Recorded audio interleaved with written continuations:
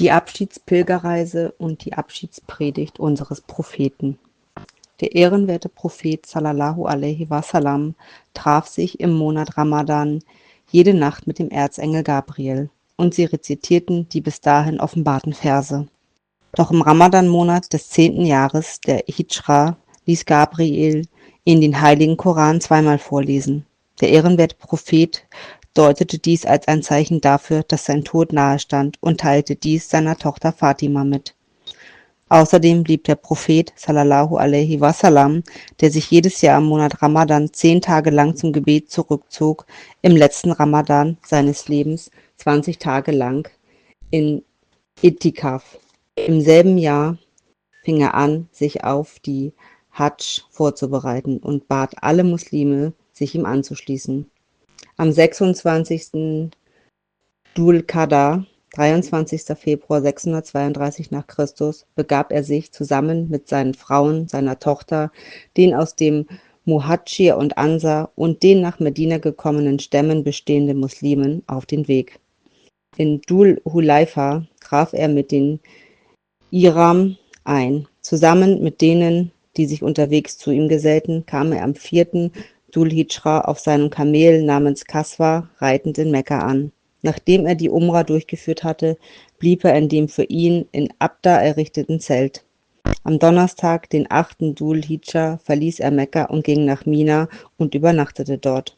Am Freitag, den 9. Dhul-Hijja, nach Sonnenaufgang, machte er sich durch das Tal Muzdalifa auf den Weg nach Arafat und zog in das Zelt ein, das auf seinen Befehl in Namira errichtet worden war. Er verrichtete das Mittagsgebet und das Nachmittagsgebet, deren Gebetszeiten zusammenführend. Am Nachmittag hielt er die Predigt, die als die Abschiedspredigt bekannt wurde, vor seinen ungefähr 120.000 Gefährten. Nach der Lobpreisung Allahs erinnerte der ehrenwerte Prophet sallallahu alaihi wasallam in seiner Predigt seine Zuhörer daran, dass alle Menschen Diener Allahs sind und von demselben Vater und Mutter abstammen. Der ehrenwerte Prophet sallallahu alaihi wasallam, der überwiegend über Menschenrechte sprach, unterstrich die Wichtigkeit des Schutzes des Lebens, des Eigentums und der Moral-Sittlichkeit, forderte, dass bezüglich der Rechte anderer Menschen Sorgfalt gezeigt wird, betonte, vor Ungerechtigkeit und vom unrechtmäßig erworbenen Unterhalt fernzubleiben, das Anvertraute zu bewahren und auf die gegenseitige Rechte, Pflichten und Verantwortlichkeiten zwischen Ehepartnern zu achten. Er verkündete, dass alle Muslime Brüder sind und machte alle auf die Bedeutung der Einheit und Solidarität aufmerksam. Er sagte, dass der edle Koran und die Sunna, Religionspraxis, Lebensweise des Propheten, unverzichtbare Quellen des rechten Weges, der Rechtsleitung sind, verlangte, dass die religiösen Praktiken wie das Gebet, das Fasten, der Zakka und die Hadsch verrichtet werden und im Einhalten der Moralvorschriften und die des edlen Charakters Sorgfalt gezeigt wird. Er verkündete zudem, dass manche Sitten und Bräuche aus der Zeit der Jaliha vor Islam, das Verpflegen der Pilger mit Wasser und das Pflegen des Vorhanges und das Aufbewahren der Schlüssel der Kaaba ausgenommen, alle Praktiken und Ämter aus der Zeit der Jahilaya, die mit der Verwaltung Mekkas und der Kaaba zusammenhängen, vor allem Nesi, das Verschieben der Monate, abgeschafft sind. Der ehrenwerte Prophet sallallahu alaihi wasallam, der hin und wieder seine Gefährten fragte, habe ich euch die Religion übermittelt? Und seine Worte bestätigen ließ, beendete seine Predigt mit den Worten, sei Zeuge, o Allah, sei Zeuge, o Allah, sei Zeuge, o Allah. Der Vers, der offenbart wurde, bevor der ehrenwerte Prophet Arafat verließ, verkündete Folgendes über den Islam. Heute habe ich euren Glauben für euch vollendet und habe meine Gnade an euch erfüllt, und es ist mein Wille, dass der Islam euer Glaube ist.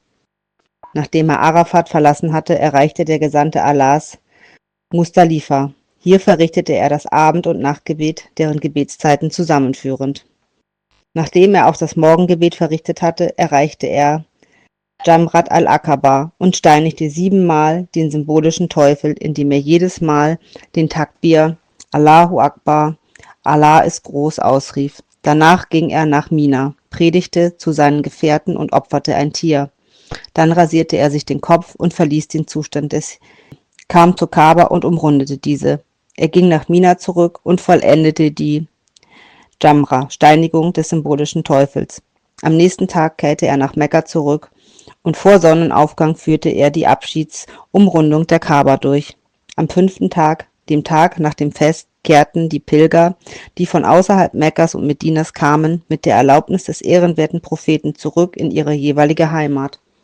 Danach kehrte auch der Prophet sallallahu alaihi wasallam, der die Hadsch durchgeführt und den Muslimen gelehrt hatte, wie diese zu vollziehen war, zusammen mit den Muhadschir und den Ansar zurück nach Medina. Da der ehrenwerte Prophet sallallahu alaihi wasallam in seiner Predigt, die er auf dem Berg Arafat hielt, die Worte verwendete: Nach diesem Jahr werde ich euch hier vielleicht nie wieder antreffen, wird diese Predigt als die Abschiedspredigt und diese letzte Pilgerreise als die Abschiedspilgerreise bezeichnet, denn er verstarb kurz danach.